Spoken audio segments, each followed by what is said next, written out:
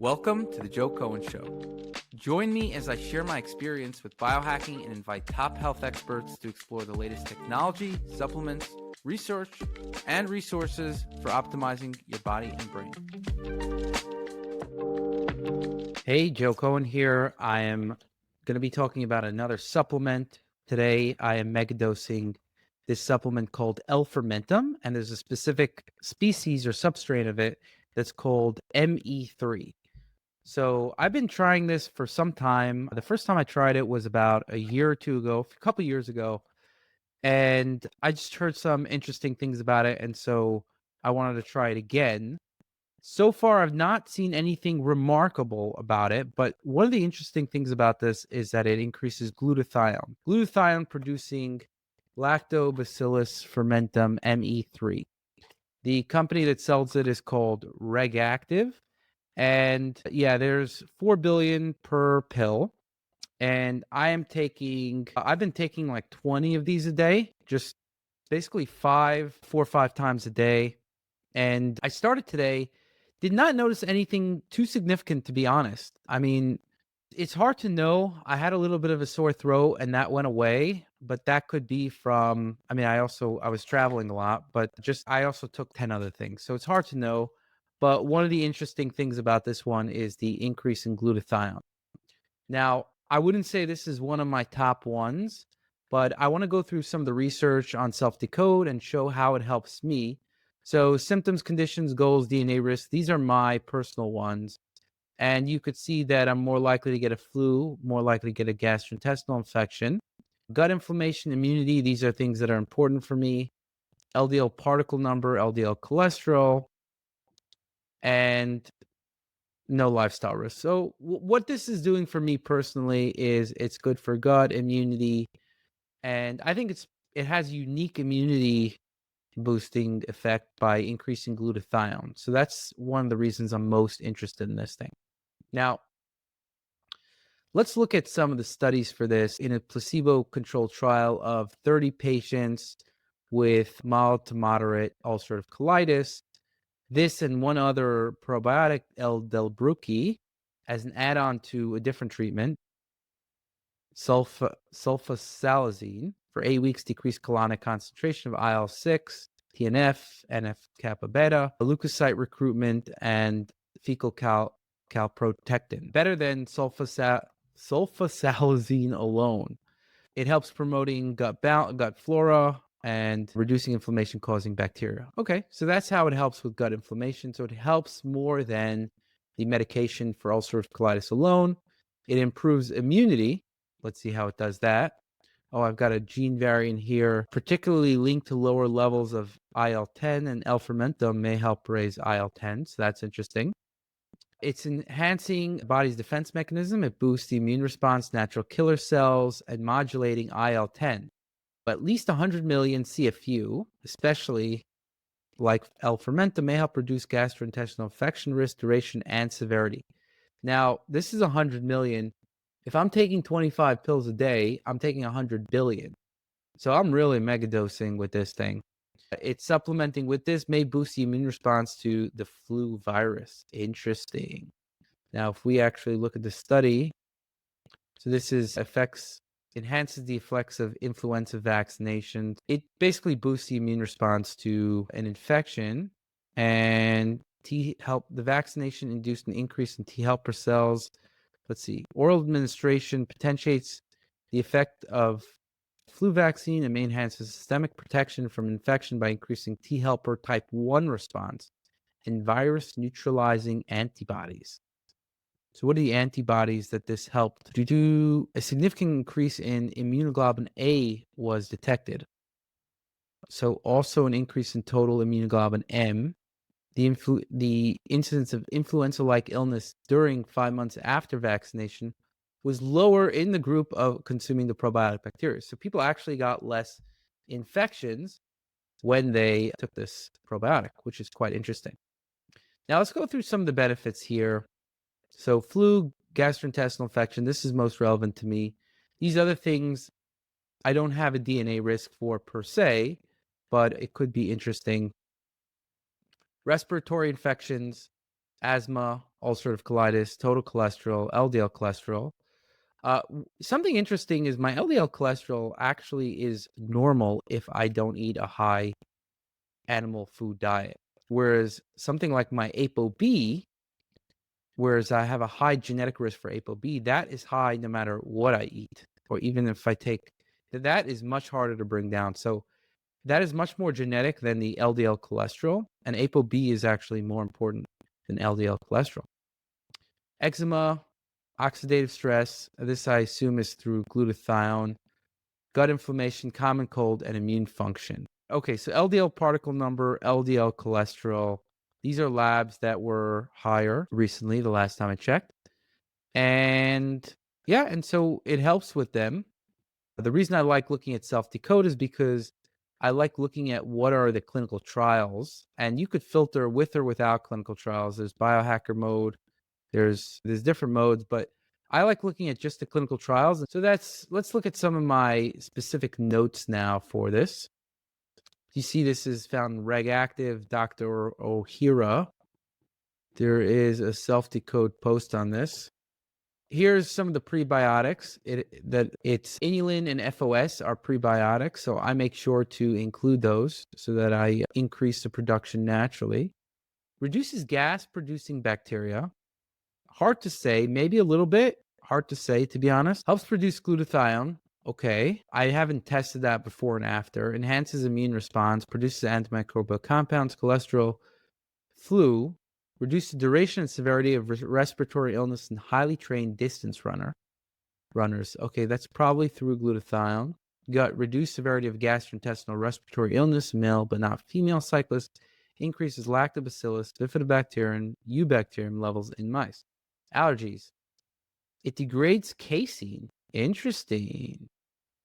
Alpha S1 casein lowers the recognition and the binding of this casein to IgE from the blood of patients with cow's milk allergies. Wow.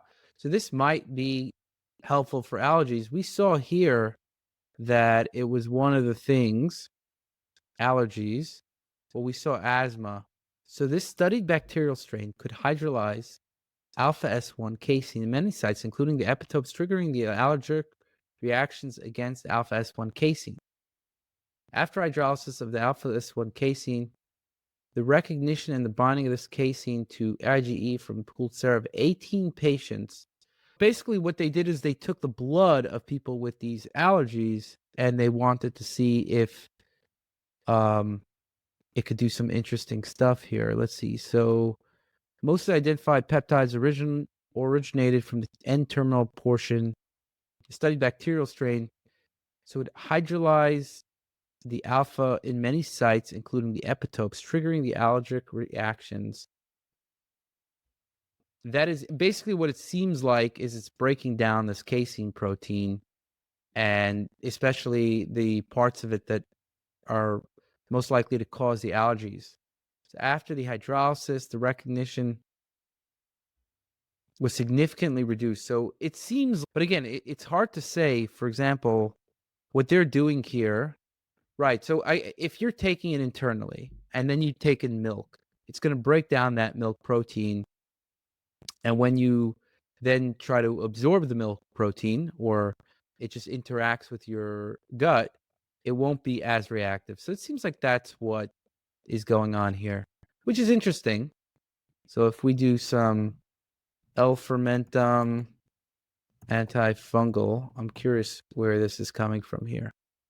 It shows strong antifungal activity against Aspergillus parasiticus, S. cerevisiae, Candida C. I'm assuming this is C. albicans.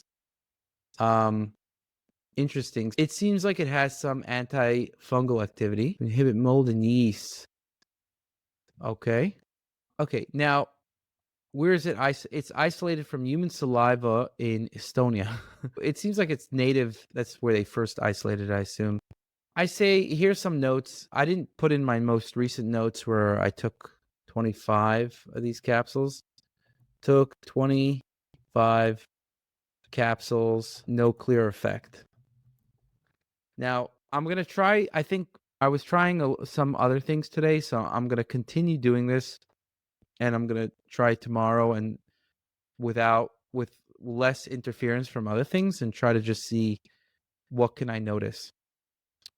No GI issues, maybe helps with gas a bit. Took 6 capsules of 3 billion each. GI system seemed to be fine. Took 5 caps at 2 p.m., then 3 at 10 p.m. Overall, GI seemed to be fine, but it's not clear if it helped. So these are different experiments. Took 6 caps at 7 p.m., had some GI issues, took 6 caps, then 7 caps in a day, and felt no GI. It's really negatives. TH stimulant. In general, I used to care about not wanting things that stimulated the T helper 1 system because I'm TH1 dominant. But since I've been able to create tolerance, do a bunch of different things, I don't really care about that so much.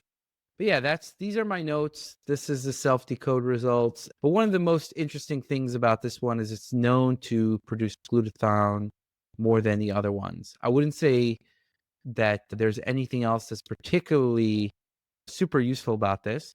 My glutathione is already pretty high, so it's not clear to me. I did test my glutathione levels, and like I said, they're pretty high. So it's not clear that I might not notice an effect if it goes 10, 20% higher. Yeah, I mean, that's why it could, yeah, I wouldn't say this is the most impressive probiotic that I am taking. But again, one of the main things that this helps is with immunity. And sometimes it's hard to know if it's helping you in that respect or not, right? But yeah, I think some of the main things, the fact that it can degrade some of the casein stuff is interesting. The ability to reduce flu is interesting. But overall, I say this is something I'm going to keep experimenting with and see what I feel from it. See if I can notice anything. See how much more do I have? How many capsules were in this thing? So this came with 60 capsules, and I'm already at, this is 15. I'm at 20 left, pretty much 23 left. So I have one more day of experiments. If I don't notice anything too significant, I'm probably not going to continue with this one long term. Although I like seeding my gut with different probiotics, and I'm going to continue with inulin and FOS to make sure that it continues to get seeded, that it continues to grow. Okay, thank you very much. Please subscribe. Help support if you can. And by the way, just in general, if you want to sign up for Self-Decode, you could look at, we have 1,200 DNA reports already and this recommendation engine is really good. So you could type in any supplement or any dietary lifestyle, and it'll give you all the benefits. This one, it listed as 534 for me, which is interesting. It'll also show you if there's any red flags, if there's any interactions. In my case, none of them show. I'm going to actually add this to my action plan.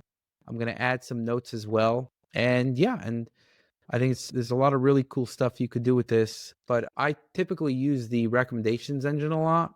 I find that's quite useful because you could look at, it helps me see all my risks and all my suboptimal labs, and it helps me see how things help me personally. So that's something that I typically look at pretty often. And then if I have a specific issue, I'll look at any of these reports and go through them more deeply. Or I could just scan through a lot of the health risks or medical reports.